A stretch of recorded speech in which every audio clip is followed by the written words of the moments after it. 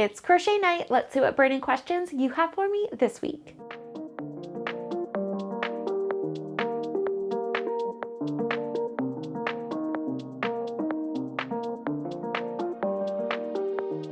Hi everybody, Brittany here from Just Be Crafty. If you're new here, welcome, and if not, thank you so much for coming back. It is Wednesday, so you know what that means. It's Crochet Night.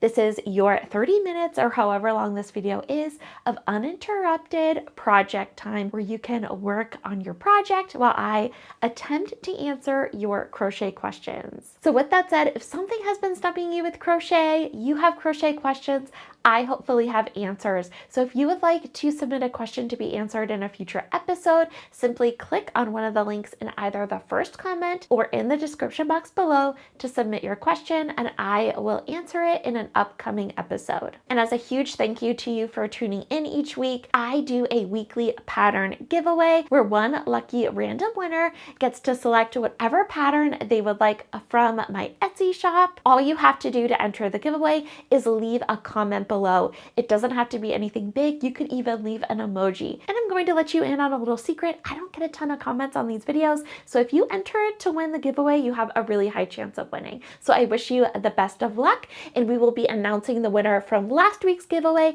at the end of today's episode, so make sure you stay tuned to the end to find out if you won the pattern this week. And without further ado, let's get started. Okay friends, I have a fun update on my fall mosaic leaf blanket, and I have made some progress. So last week, I believe I had 2 rows of leaves completed. I am now working on my 4th row of leaves. So you could really see how this is starting to grow. And I have to say, I'm still having so much fun, and I'm really loving how it is turning out. And I really love how the offset leaves are looking on the blanket, especially on camera. I really love how this orange, like this reddish orange color that I'm using for the leaves, it is a red heart ombre in the color Hot Sauce. It's really popping against the off-white color that I'm using as the main color. So this has been taking up a lot of my time, and I am not mad about it. It's been so much fun to work on. And so it's also been a lot of fun to share with you each week to show you how far I'm coming along. I was hoping to have this 4th row of leaves completely done for you by today, but that just didn't happen. And you know what? That's okay. So I am almost halfway done with this blanket. So it is moving along rather quickly. And honestly, it's moving along a lot faster than what I thought it was going to be. So I am ahead of schedule on this, which I am very excited about. But yeah, so stay tuned for next week to see how far I get there. Thank you so much. There's been a lot of nice comments about this blanket, so I'm excited that there is interest in it. So I am so excited to finish that up and get that out so you guys can start making the blanket too. I think you're gonna love it. I think you're gonna have so much fun. Thank you so much for your patience with that. It is coming. Obviously, it is a work in progress, but I want to make sure the pattern is perfect before I get it out to all of you. I have been so parched lately, so bear with me. I'm going to have to probably take some frequent water breaks. And also another thing that really drives me nuts, my hair has just been, I know that my hair poofs up. I don't even know what side. Maybe it's the side that I put behind my ears. My hair will poof up on one side, and my hair looks so silly, and it drives me nuts. I actually got it cut so that it wouldn't do that, but I feel like it's just sitting on my shoulders even more weirdly. And it doesn't do that all the time, but sometimes it's like I'm like sitting kind of crooked, and then my hair poofs up in the back. And the sad thing is, I have a camera with a viewfinder that is facing me, but I'm so little in that viewfinder that I can't see if my hair is poofing out. So I really hope my hair is not poofing out, because as I go back and edit these videos and I see my hair poofing out, I am screaming at myself saying, please smooth your hair. So I need to remember to do that. I wish that I was talking to you live so you could tell me like, hey, Brittany, your hair's poofing up in the back. You might want to fix that. But anyway, I've got your questions pulled up right here. and let's go ahead and get into them. All right, question number 1, Nancy asks, I have heard there is another way to turn rows besides using chains that makes your crochet sides much neater. Could you explain what this is and how to do it? So Nancy, thank you so much for your question. I am going to be completely honest. I have never attempted to do, I've heard of this technique where you can turn your work and work in rows without a starting chain, but I have actually never done it. But I did a quick Google search. I did a quick search on YouTube, and all I typed in was, let me see what I typed in. I just typed in no turning chain crochet. You could do no turning chain half double crochet or whatever stitch you're looking for, and a bunch of tutorials will show up. Because I don't have a tutorial on how to do it currently, I want to give you some resources so you can look into it yourself. So I have not done that technique, but feel free to check out some of those tutorials on how to do it. I will say that a lot of kind of little tricks like that, I don't tend to do or include in my patterns simply because I don't really mind how my turning chains look on the ends of my rows. I don't find that they look bad, so I don't find a need to do any sort of little trick to fix them. My suggestion is, if you're having a hard time, like if you're finding that you're having wavy edges, or if your work is starting to go in or your work is going out, what you might want to focus on is making sure that you have the proper stitch count. Because I know a lot of times, I don't know if you're super new. I don't remember what you said. Let's see, are you advanced? I don't want to be giving you beginner information if you are advanced. Let me see. You are identifying as a beginner. Okay, so I think kind of before, and of course you are welcome to look up any of those tutorials I just told you about and to search for that. But I think what I would suggest that you do first is make sure that you're maintaining the proper stitch count for each row that you're working on. I think that would take you farther than any sort of tips and tricks on trying to get the edges straight, because if you are maintaining your stitch count as you're supposed to in whatever pattern you're following, or maybe you're just making a swatch for fun, maintaining that stitch count is really going to straighten those edges. And I think that turning chain won't likely bother you. Now, if that is still an issue, if your edges still just, you don't like the way your edges look, and you're maintaining the stitch count, you're used to crochet, you've kind of fallen into your own natural tension, then yes, go ahead and look for those little tips and tricks. But I would hold off on that until you get to that point, if that makes sense. If you have any additional questions or something else pops up, please feel free to submit another question and I will answer it in a future episode, or feel free to email me. That is fine too. So I really hope that helps, Nancy, and thank you so much for your question. All right, moving in to our next question. Kathleen asks, what is the difference between Intarsia Crochet versus Mosaic Crochet? That is an excellent question, and they are very, very different. First things first, both of them are different ways of doing color work in your crochet. So first, let's talk about Mosaic Crochet. For Mosaic Crochet, you are typically working with 2 colors only, and you work in 1 color at a time across an entire row. So even though the front of your work will look like this, the back of your work, unless you do a special technique to make the back look opposite of the front, because there is a way to do that, but we'll talk about that in another video. You are working, you still only, let's just scratch that. We're not even going to talk about that right now. But with Mosaic Crochet, you work in 2 colors and you alternate them for every other row. So row 1 was my main color, row 2 is my contrasting color, row 3 is the main color, row 4 is the contrasting color. And you use a special technique to make the front of your work look like this. And so what I really love about Mosaic Crochet is there's no tangling your yarn. The downside with it is you have all of these ends, But for my project that I'm doing, I'm not going to be weaving in these ends. I did a special technique at the beginning of the row and at the end of each row to make sure that the colors are secured extremely well, and then the ends are going to be hidden in a double border. So we're not going to worry about even weaving in those ends, so that problem is mitigated. And then Intarsia Crochet is also a color work technique, but it is worked completely different.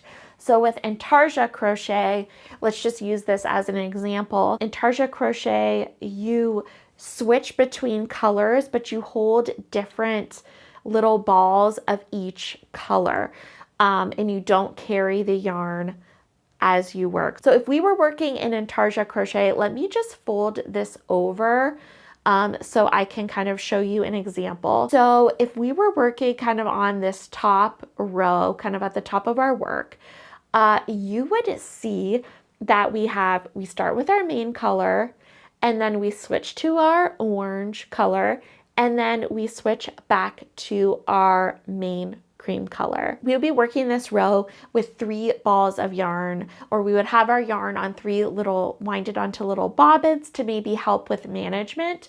But so we would crochet up until we would crochet in our cream color up until we got to this orange color. We would stop working with the cream color. Then we would use our orange little ball, crochet across, and then we would grab a completely separate cream color again. So we wouldn't be holding this initial cream color behind this work. We would pick up the other ball of cream and then work these remaining colors. So with Intarsia, you are switching your colors, but you're not carrying them behind your work.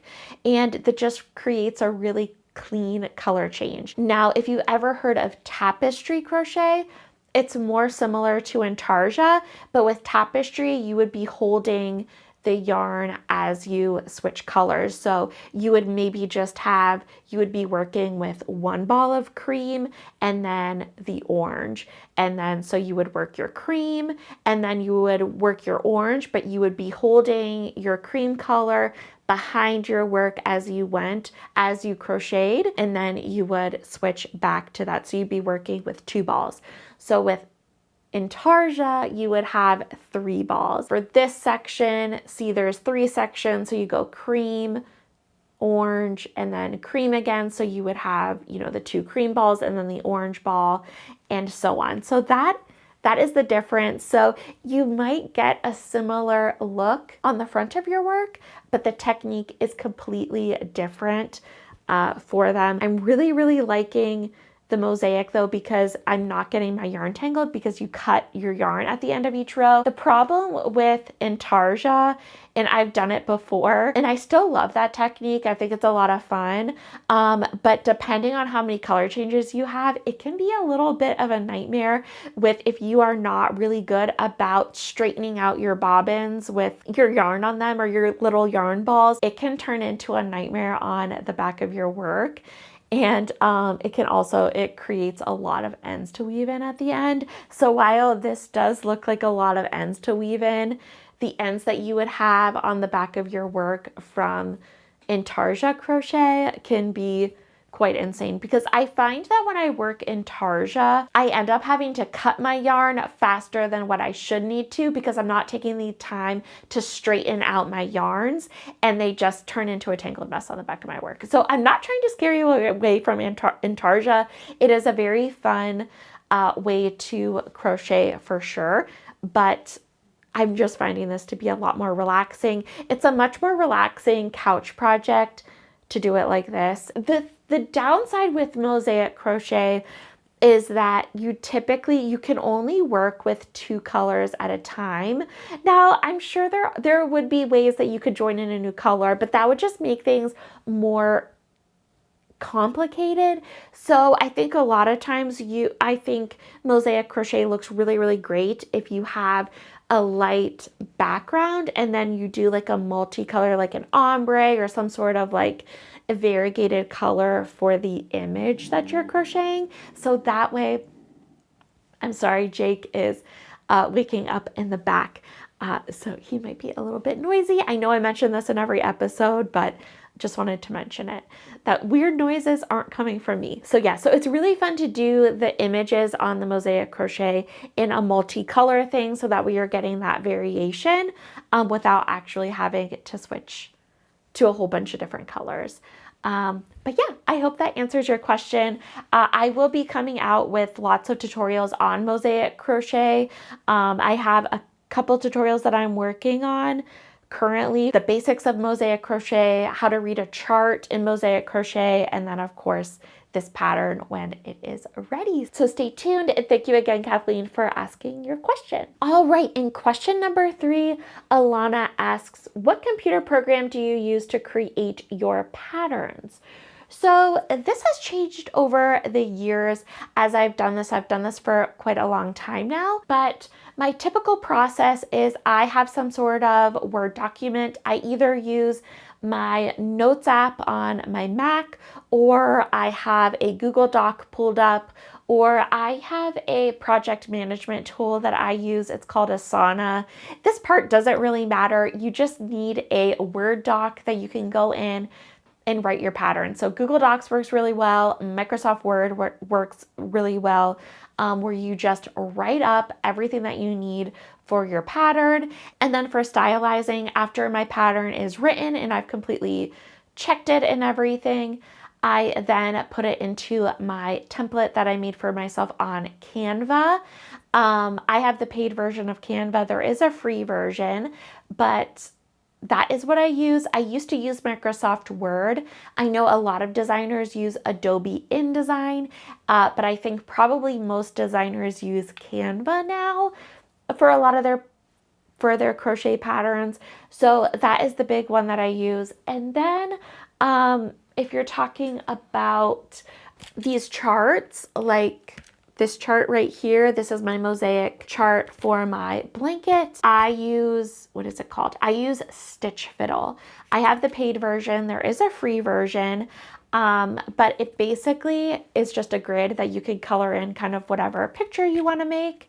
I really like it. Also, if you don't want to use Stitch Fiddle, you could use Microsoft Excel or Google Sheets.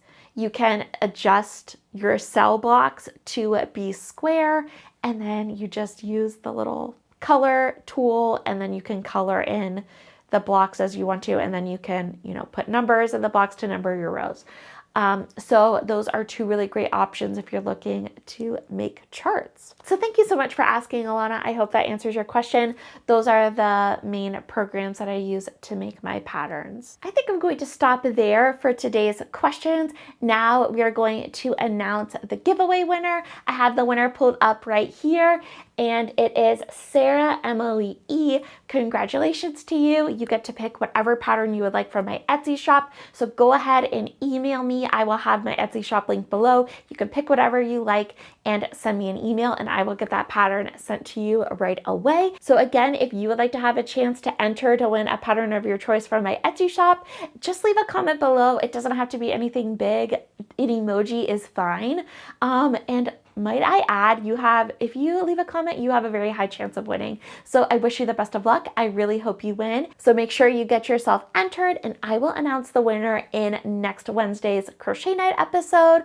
So if you haven't already, make sure you subscribe, click the notification bell so you don't miss next week's video. And while you're there, go ahead and give the video a thumbs up. It really helps me out, and I so appreciate it. But yeah, make sure you check back next Wednesday to see if you won. I wish you the best of luck, and I really hope you win. And with that, thank you so much for hanging out with me. Thank you so much for watching. If you'd like to submit a question for a future episode, something's been stumping you, don't suffer in silence, feel free to ask me, and I will attempt to answer your question in a future episode. So click on the link in either the description box or in the first comment below and submit your question, and I will attempt to answer it. So I thank you in advance. Thank you so much for watching, and I'll catch you in the next one. Bye.